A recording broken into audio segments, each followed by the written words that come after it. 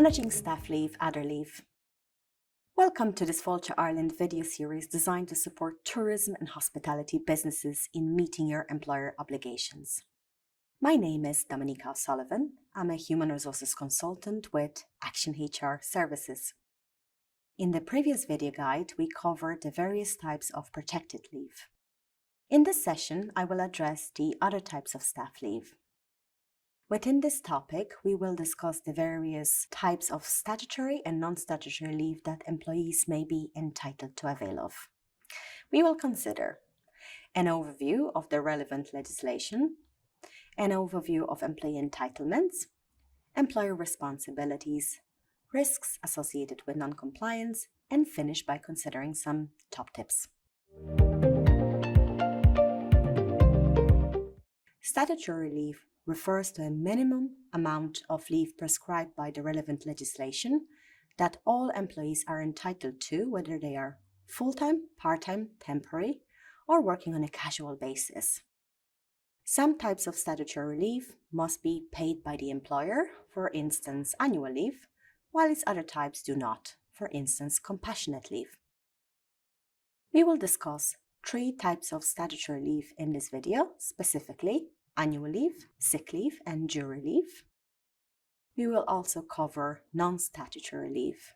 The requirement to grant non-statutory leave is not outlined in employment legislation.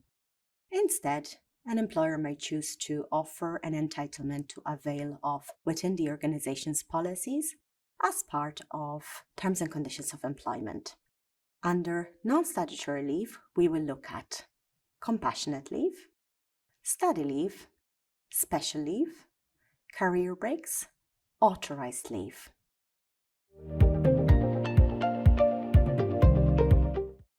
But let's begin looking at the 3 types of statutory leave.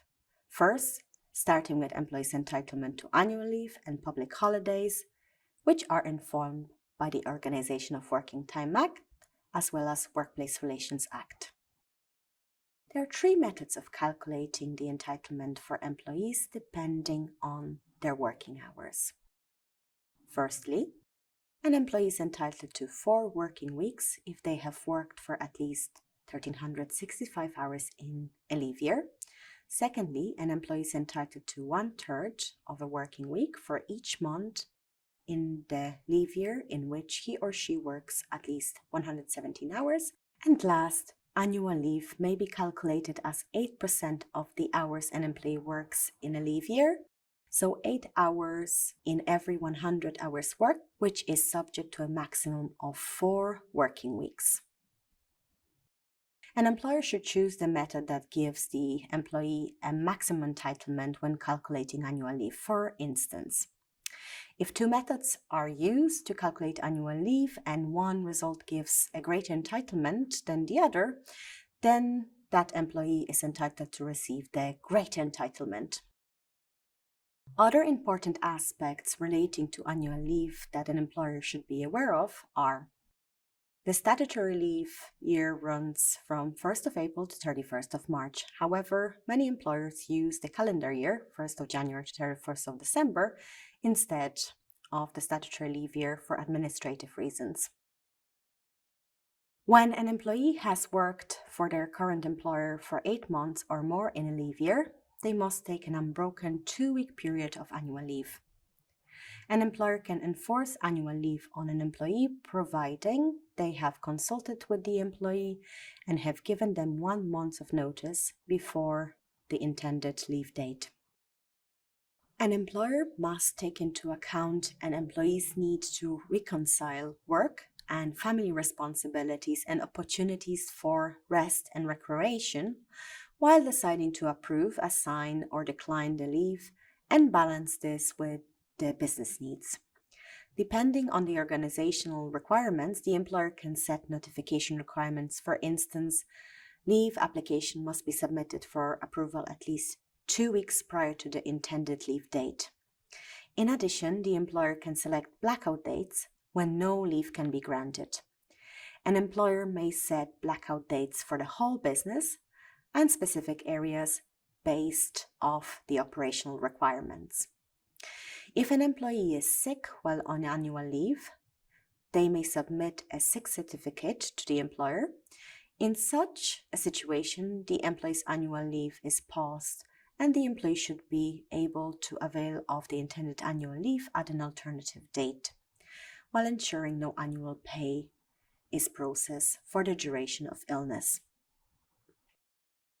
The employee continues to accrue annual leave entitlement while on sick leave for up to 15 months after the end of the year it was earned. This means that for the purposes of annual leave accrual calculation, employees are treated as if they were working. If the employee leaves employment within these 15 months, the accrued annual leave entitlement should be paid out. Annual leave should generally be taken within the appropriate leave year. However, you may agree with an employee that some of their annual leave can be carried over to the following year. In such a case, the leave must be taken within the first 6 months of that year. It is your responsibility as an employer to ensure that employees utilize their annual leave entitlement. No annual leave is accrued while employees are on layoff. Layoff occurs in circumstances where an employer is unable to provide the work for which the employee is employed to do, and the employer has a reasonable belief that the work stoppage will be temporary.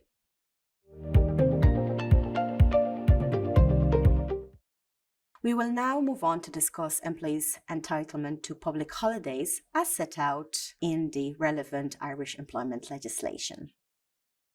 Public holidays occur throughout the calendar year. It's important for employers and employees to know that Good Friday and Christmas Eve are not public holidays. In terms of the public holiday entitlement, part-time employees must have worked at least 40 hours in the 5 weeks leading to a public holiday to be eligible for it. Once an employee is deemed eligible to receive public holiday entitlement, the manner in which they receive this entitlement is at the discretion of the employer. However, if an employee requests clarification regarding this at least 21 days before a public holiday falls, the employer should notify them as to how the entitlement will be given at least 2 weeks or 14 days before the public holiday falls. If the employer does not clarify this to the employee, they are entitled to be paid and off that day. Employment contracts and organizations' policies can outline how the public holiday entitlement will be given. It is also noted that the employer can change the manner in which public holiday entitlement is granted, taking into account operational needs and varying the method of granting the entitlement between employees, provided that the employer does not act contradictorily to the policy and the contract terms, and treats all employees fairly. Let's look at the various ways in which the entitlement can be given. If employees work on public holiday, they are entitled to be paid for the hours they worked on that day and receive either an additional day's pay or an additional day's paid of annual leave or paid day off within a month of that day. If the business is closed on the public holiday and employees would normally be rostered to work on that day, they are entitled to receive an day's pay or an additional day's paid of annual leave or a paid day off within a month of that day. If employees are not normally rostered to work on the day of the public holiday, they will be entitled to 1/5 of their normal working week in either payment or time in lieu. Where a public holiday falls on the weekend, employees do not have an automatic legal entitlement to have the next working day off work. So any decision regarding this is based on the organizational requirements. For example, if St. Stephen's Day, 26th of December, fell on a Saturday, Monday the 28th of December is not automatically a public holiday. Finally, where an employee finishes employment during the week ending on the day before a public holiday, and he or she has worked for the employer for the previous 4 weeks, he or she must receive an additional day's pay for the upcoming public holiday. Records in relation to annual leave and public holidays should be retained for a period of 3 years. We will look at jury leave next. Any Irish citizen aged 18 and over who is on the register of electors may be selected for jury service. An employee is entitled to be paid by the employer for the duration of jury service, and his or her employment rights remain unaffected. In practice, this means that employees are entitled to receive their normal wages over the duration of their jury service. There is no clear direction in the legislation as to how to deal with part-time and casual employees in this case, but I recommend that employers look at the 13 weeks prior to jury leave starting and get the average of what employees' normal wages are. This amount should then be paid to the employee while they're on jury service. A certificate of attendance called J14 from the jury office can confirm employees' attendance and should be submitted to the employer. Regarding record keeping, there is no set period for the maintenance of jury leave records, but I would advise that you hold on to those for at least 12 months after an employee has returned to work after the leave.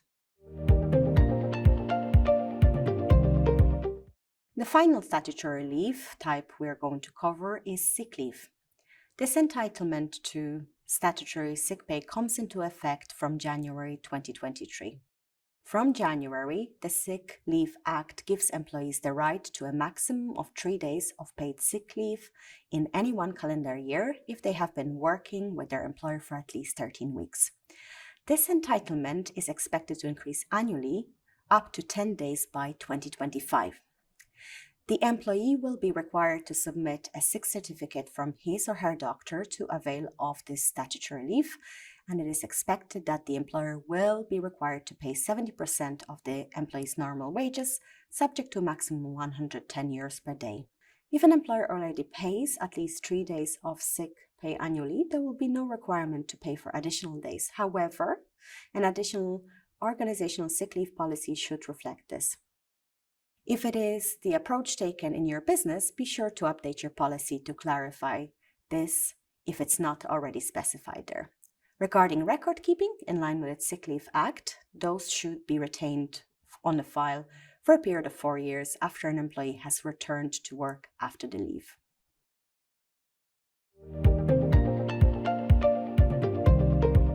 We will now review several types of non-statutory leave.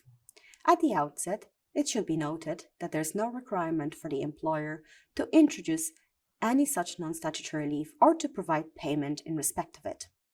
Nevertheless, it should be noted that across many sectors, we are seeing evidence of business planning to or having already implemented some of these aspects of leave as a benefit to employment, which can increase their attractiveness as a place to work and positively impact their employer brand.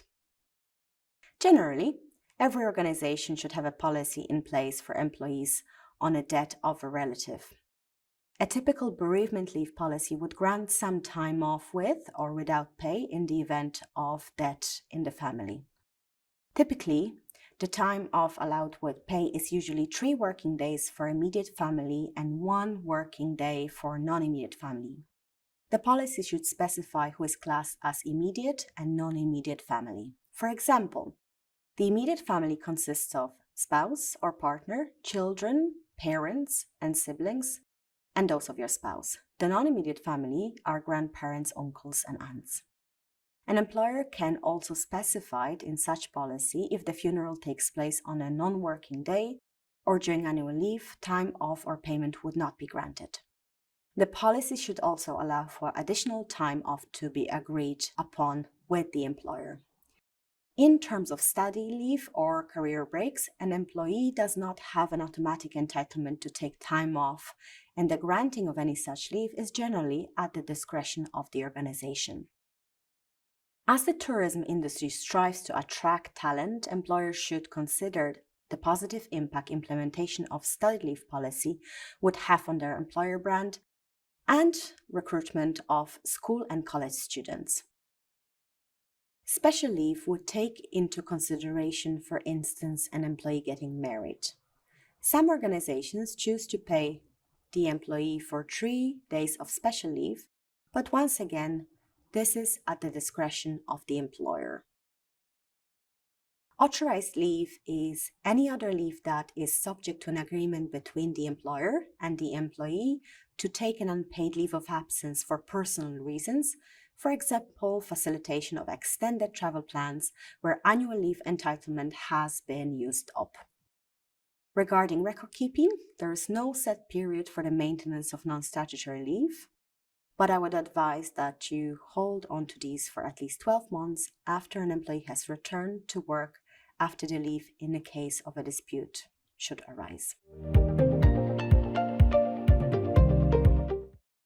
To summarize the employer responsibilities in relation to these types of leave, it is recommended that employers and the managers have full clarity in relation to the relevant employee entitlements and that employers implement appropriate policies in respect of the various types of leave. Employers should also follow the specific requirements in relation to documenting various types of leave and record retention. This can be achieved by the way of implementations of the various payroll or HR management system, or simply by maintaining physical records on the employee's file. All employers should ensure that the relevant leave is granted in line with the relevant legislation and company policies, and that payments are processed for employees accordingly. Should an employer fail to comply with the relevant staff leave legislation or comply with policies, or be inconsistent in how the leave is granted, this could lead to low staff morale, employee relations issues, Workplace Relations Commission's inspections, and Workplace Relations Commission cases. It is for that reason that employers should ensure they meet all the responsibilities in respect of all types of staff leave. Creating and effectively communicating policies around each type of leave will guide an employer and management in standardizing procedures so that each employee is treated fairly. This will also set expectations and establish clear rules providing clarity to employees while allowing employers to better manage the organization. This, in turn, will limit the risk of third-party investigations in cases and protect the employer brand. There are also many other benefits, including increased employee satisfaction and retention. Further guidance and information on how to fulfill your employer obligation is available in the other video resources in this suite.